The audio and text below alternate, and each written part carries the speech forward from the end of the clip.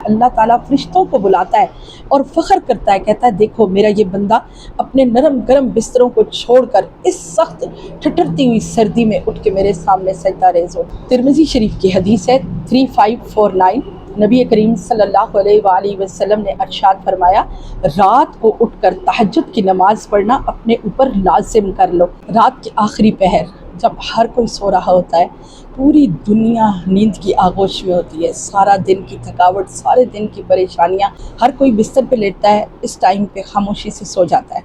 لیکن کچھ لوگ ایسے بھی ہوتے ہیں جو سردی ہو یا گرمی ہو، نرم گرم بستروں کو چھوڑ کر رات کے آخری پہر میں اٹھ کر آدھی رات کے بعد اپنے رب کے سامنے وضو کر کے کھڑے ہو جاتے ہیں۔ کیا ہی پیارے وہ لوگ ہیں اللہ کے، جن کی تعریف اللہ رب العزت نے قرآن پاک میں بیان فرمائی ہے۔ السلام علیکم، آئی ایم ڈاکٹر نائلہ یعقوب اور آپ دیکھ رہے ہیں ڈاکٹر نائلہ وزڈم۔ آپ تہجد کی نماز کی فضیلت کا اندازہ اس بات سے لگائیے کہ اللہ رب العزت نے اپنے محبوب نبی حضرت محمد مصطفیٰ صلی اللہ علیہ وآلہ وسلم کو نماز تہجد پڑھنے کا حکم دیا۔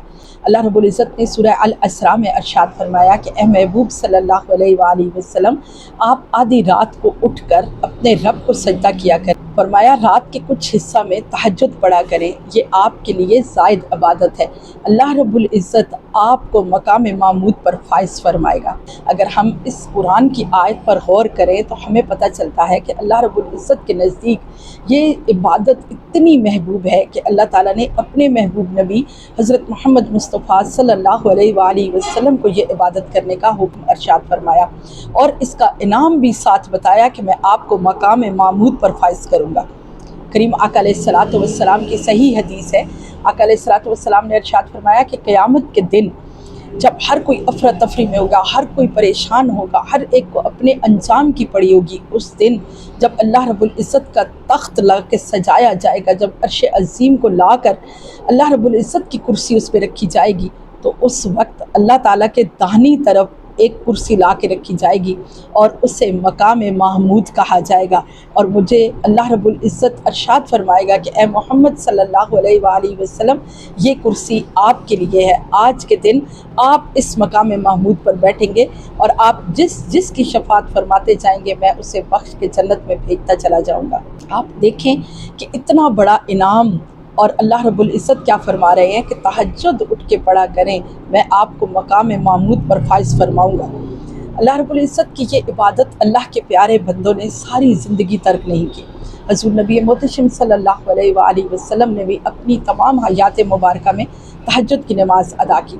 آقا کریم صلی اللہ علیہ وآلہ وسلم تو 13 رکعت تہجد کی ادا فرمایا کرتے تھے، وتر کو ساتھ ملایا کرتے، لیکن اس کے لیے کوئی تخصیص نہیں ہے۔ آپ تہجد کے وقت میں 2 رکعت نماز نفل بھی پڑھ سکتے ہیں، اور 8 بھی پڑھ سکتے ہیں، اور 12 بھی پڑھ سکتے ہیں، اور 13 بھی پڑھ سکتے ہیں، لیکن اصل معاملہ کیا ہے، تہجد کی نماز کی حقیقت کیا ہے؟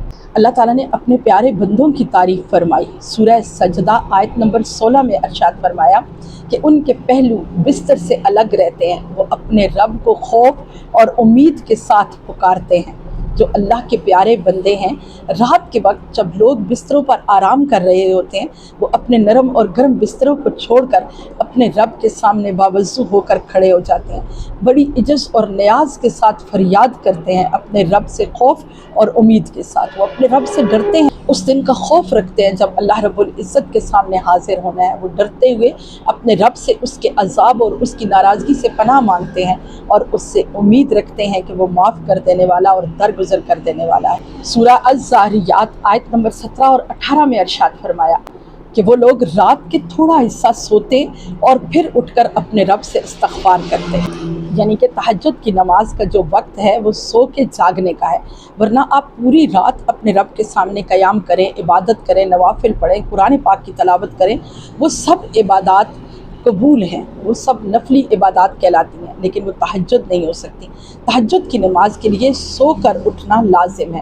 آپ جو نوافل پڑھتے ہیں ان کا بہت اجر و ثواب ہے، جو رات کے وقت نوافل ادا کیے جاتے ہیں، بے شک اللہ رب العزت ان کا بہت اجر و ثواب عطا فرماتا ہے، لیکن جو تہجد کی نماز ہے نا، اس کے لیے سو کر جاگنا ضروری ہے۔ सही बुखारी शरीफ की हदीस है, हदीस नंबर 1145।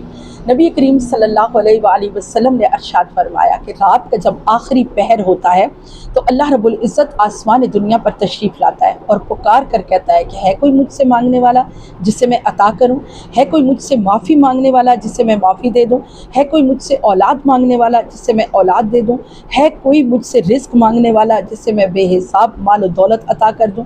तो रात के इस पहर उठकर जो लोग भी मांगते हैं उनकी दुआओं को शर्फ़ कबूलियत मिलता है। आप खुद सोचें, दुनिया में हम किसी का दरवाज़ा बजा रहे हों, रो रहे हों, फरियाद कर रहे हों, उससे मांग रहे हों, तो वो भी अपने दरवाजे से किसी को खाली नहीं जाने देता। ये तो करीम रब है, ये तो रहमान रब है, ये तो रहीम रब है, जो हमारे बिन मांगे भी हमें बेहिसाब अता फरमा रहा है, जिसकी नेमतें, जिसका करम, जिसका फजल अपने बंदों पर बेहिसाब है।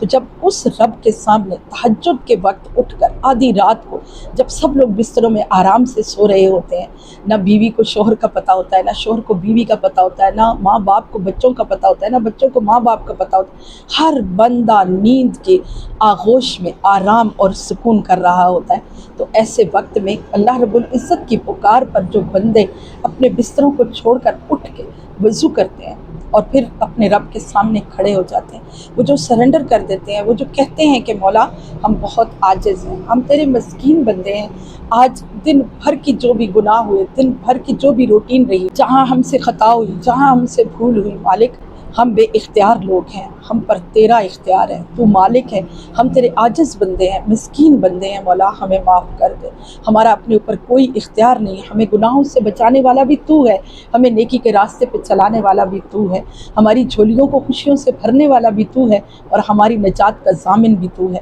ऐ मेरे रब हमें बख्श दे। वो जो इस्तग़फ़ार करते हैं, वो जो तौबा करते हैं, अल्लाह ताला कुरान में उनकी तारीफ़ फरमा रहा है। तहज्जुद के वक्त पर उठकर सबसे पहला जो काम करना है वो सरेंडर करना है। मेरे नज़दीक तहज्जुद का जो वक्त है वो 1 बजे है। पूरा 1 बजे का जो टाइम है ना, यानी आधी रात गुजर चुकी होती है और आखिरी हिस्सा शुरू हो रहा होता है।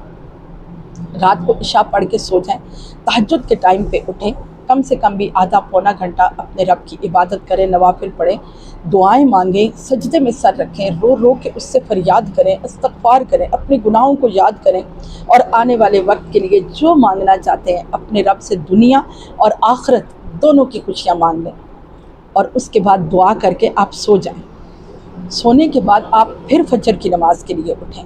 असल नमाज तहज्जुद ये है। अल्लाह रब्बुल इज़्ज़त को ये महबूब है कि आप रात की तन्हाई में जब सब लोग सो रहे थे, नरम गरम बिस्तरों से उठे, उठ के वज़ू किया, नमाज अदा की और उसके बाद फिर सो गए और फिर अपने रब की पुकार पर जब अल्लाहु अकबर की सदा सुनाई दी तो अज़ान फजर के साथ आप फिर बिस्तर से उठे और अपने रब की इबादत करने लगे, उसको याद करने लगे। तहज्जुद गुज़ारों के चेहरों पर अजीब सुकून होता है, उनके चेहरे बता रहे होते हैं कि वो अल्लाह के कितने प्यारे लोग हैं। दुनिया में कुछ मिले ना मिले, आखिरत में कुछ मिले ना मिले, उन्हें अपने रब से मोहब्बत हो जाती है। वो जो तहज्जुद पढ़ते हैं ना, वो पहले ही अपने रब से प्यार कर रहे होते हैं, लेकिन तहज्जुद के आदी हो जाने के बाद अपने रब के खालिस बंदे बन जाते हैं। उन्हें इस चीज़ से कोई गरज नहीं रहती कि उन्हें दुनिया में कुछ मिला है या नहीं, जो मांगा था वो हासिल हुआ है या नहीं। उन्हें वो सुकून मिलता है जिस सुकून के लिए वो अपने रब के सामने सजदा रेज़ होते हैं। दिन भर की सारी थकान दूर हो जाती है, सारी परेशानियां ख़त्म हो जाती हैं।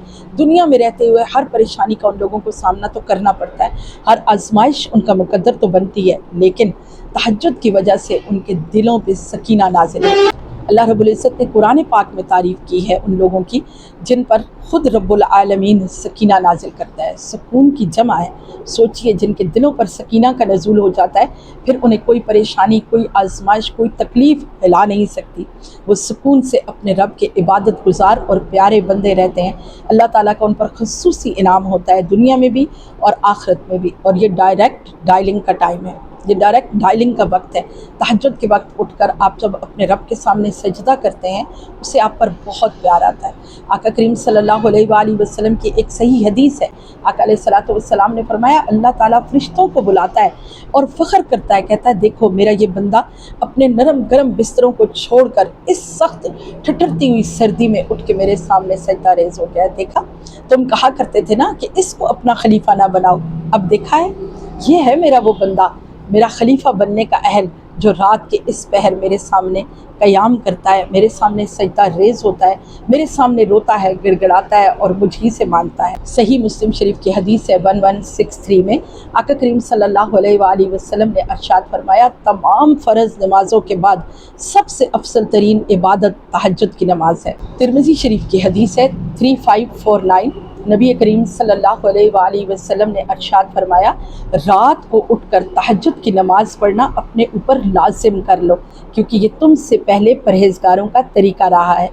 یہ نماز گناہوں کو مٹاتی ہے، یہ نماز دعاؤں کی قبولیت کی ضامن ہے، یہ نماز تمہارے جسم کی بیماریوں تک کو دور کرتی ہے، یعنی دنیا اور آخرت کی ہر خوشی آپ کا مقدر بنتی ہے۔ اللہ رب العزت آپ کو، مجھے، ہماری اولادوں کو، ہماری نسلوں کو قیامت تک تہجد گزار لوگوں میں شامل فرمائے۔ انشاءاللہ کل پھر ملتے ہیں۔ اگر آپ کو ویڈیو پسند آئی ہو تو اسے لائک اور شیئر ضرور کریں، کمنٹ ضرور کریں اور چینل کو سبسکرائب کر کے بیل آئیکن کا بٹن دبا دیں تاکہ آپ کو آنے والی ویڈیو کا نوٹیفیکیشن مل جائے۔ انشاءاللہ کل پھر ملیں گے۔ اپنا اور اپنے پیاروں کا ڈھیروں خیال رکھیے گا۔ اللہ حافظ۔